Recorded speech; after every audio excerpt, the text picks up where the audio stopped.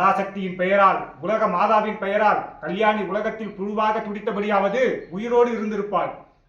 கோவிலிலே குழப்பம் விளைவித்தேன், பூசாரியை தாக்கினேன், குற்றம் சாட்டப்பட்டிருக்கிறேன். இப்படியெல்லாம் ஓடினாள், வாழ்க்கையின் ஓரத்திற்கே ஓடினாள்.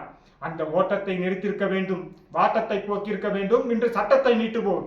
செய்தார்களா? வாழ விட்டார்களா என் கல்யாணியை? கேளுங்கள் என் கதையை. நீதிபதி அவர்களே, தீர்ப்பு எழுதுவதற்கு முன் தயவு செய்து கேளுங்கள் என் கதையை. ஆக்ஷன்.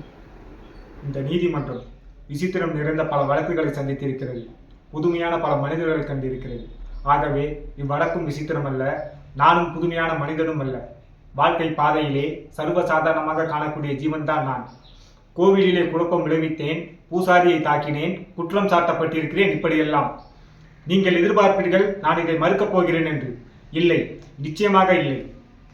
கோவிலிலே குழப்பம் விளைவித்தேன், கோவில் கூடாது என்பதற்காக அல்ல, கோவில் கொடியவர்களின் கூடாரமாகிவிடக் கூடாது என்பதற்காக. பூசாரியை தாக்கினேன், அவன் பக்தன் என்பதற்காக அல்ல, பக்தி பகல் வேஷமாகிவிட்டதை கண்டிப்பதற்காக. உனக்கு ஏன் இவ்வளவு அக்கறை? உலகத்தில் யாருக்கும் இல்லாத அக்கறை என்று கேட்பீர்கள். நானே பாதிக்கப்பட்டேன்.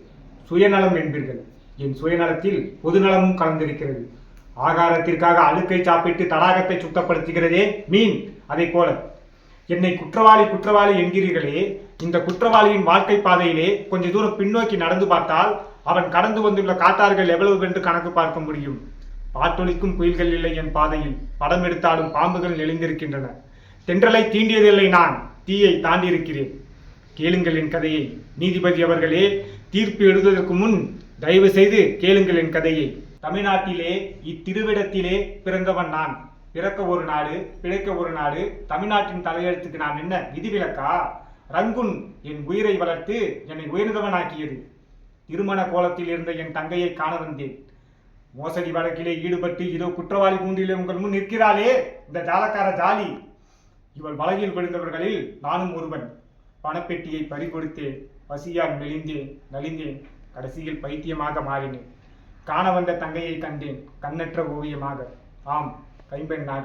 தங்கையின் பெயரோ கல்யாணி, மங்களகரமான பெயர். ஆனால் கழுத்திலோ மாங்கல்யம் இல்லை. செழித்து வளர்ந்த குடும்பம் சீரழிந்து விட்டது.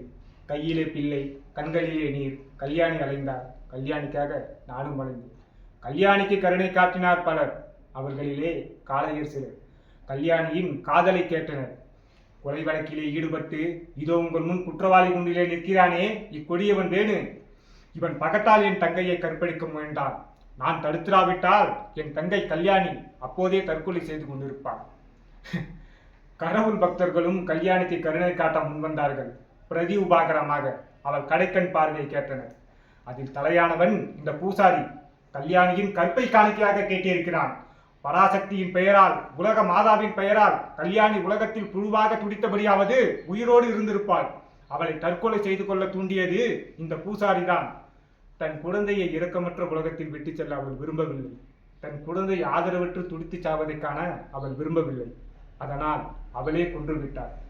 விருப்பமானவர்களை கொல்லுவது வித்தை அல்ல. உலக புத்தமர் காந்தி, அகிம்சா மூர்த்தி, ஜீவகாருண்யார் சிலர் அவரே நோயால் துடித்துக் கொண்டிருந்த கன்றுக்குட்டியை கொன்றுவிட சொல்லியிருக்கிறார். அது கஷ்டப்படுவதை காண சகிக்க முடியாமல் அதே முறையை தான் கையாண்டிருக்கிறார் கல்யாணி. இது எப்படி குற்றமாகும்? என் தங்கை விட்டு கொடுத்திருந்தால், கோடீஸ்வரன் பள்ளி அறையிலே ஒரு நாள், மானத்தை விலை கூறியிருந்தால், மாளிகைவாசியின் மடியிலே ஒரு நாள், இப்படி ஓட்டியிருக்கலாம் நாட்களை. இதைத்தானா இந்த நீதிமன்றம் விரும்புகிறது?